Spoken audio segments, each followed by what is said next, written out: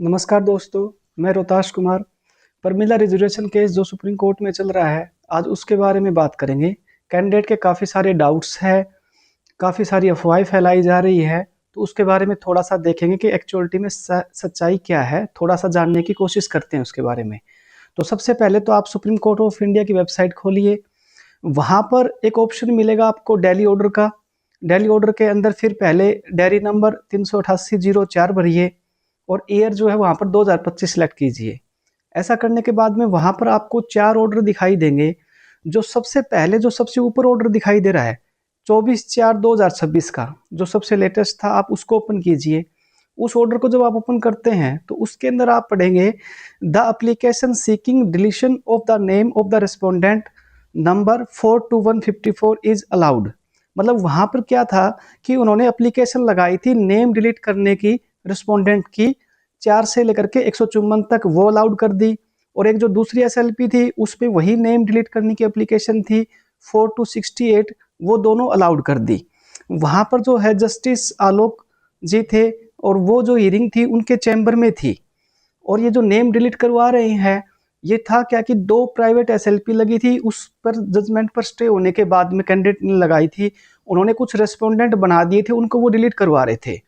तो ये जस्ट क्या था कि जो जस्टिस जी थे उनके चैम्बर में ये था बस, और कुछ नेम डिलीट कर रहे थे। तो पहले ये अफवाह फैलाई गई थी कि एचपीएससी ने ये कहा है कि जो कैंडिडेट ने एसएलपी लगाई है उनको बाहर निकाल दो, सरकार को बहुत जल्दी फैसले की। तो एक्चुअलिटी में वहाँ पर ऐसा कुछ नहीं था। वहाँ पर एचपीएससी की तरफ से कोई काउंसिल था ही नहीं।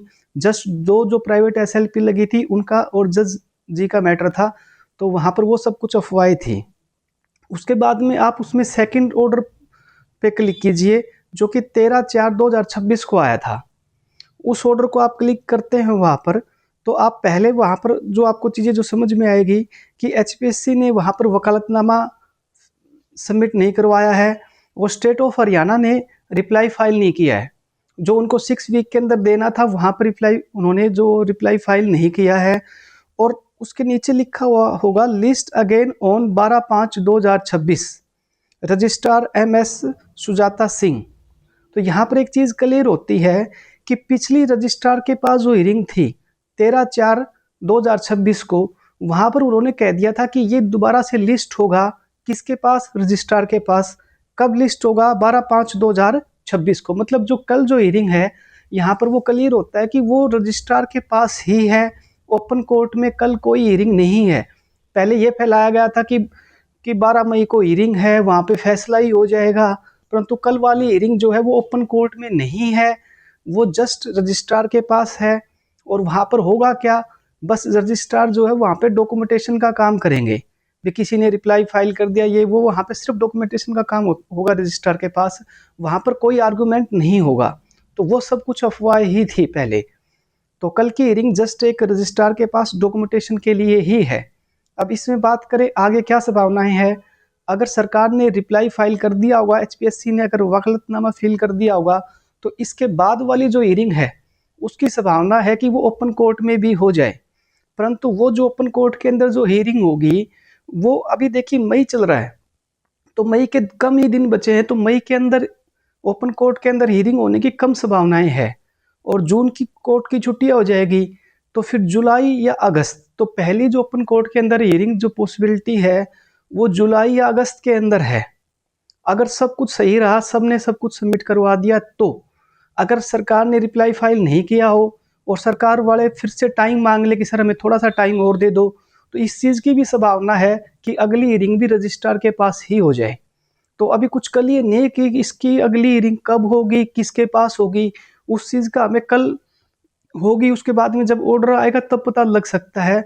तो अगली हियरिंग जो है वो रजिस्ट्रार के पास भी हो सकती है और ओपन कोर्ट में भी हो सकती है। अभी इन चीज़ों का हमें कुछ नहीं पता। फिर ये अफवाह फैलाई गई थी कि अगले 3-4 महीने में इसका फैसला आ सकता है, इसका जजमेंट आ सकता है इस केस का। तो वो आप खुद एक चीज़ एनालिसिस यहाँ पे करके देख सकते हो कि इस चीज़ की कोई संभावना नहीं है। अगले 3-4 महीने के अंदर इसकी एक हियरिंग हो सकती है जिसमें आर्गूमेंट हो। ऐसी पॉसिबिलिटी है कि एक हियरिंग हो जाए, आर्गूमेंट हो जाए। परंतु वो पहला ही होगा, क्योंकि जो सबसे पहले जो केस लिस्ट हुआ था वो पिछले साल 26/8 को हुआ था।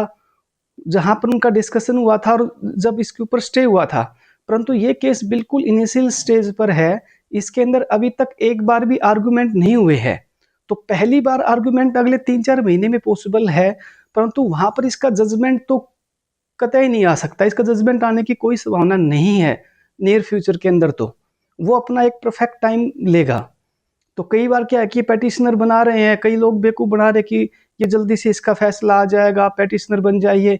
आप बिल्कुल पेटिशनर आप बनिए, अच्छे से तैयारी कीजिए, पार्टिसिपेट कीजिए पूरा प्रोसेस के अंदर, परंतु जो सच्चाई है उसके साथ रहिए अपना। कि इसका आप किसी को ये हो कि इसका जल्दी से फैसला आ रहा है, तो जल्दी से इसके फैसले आने की संभावना नहीं है।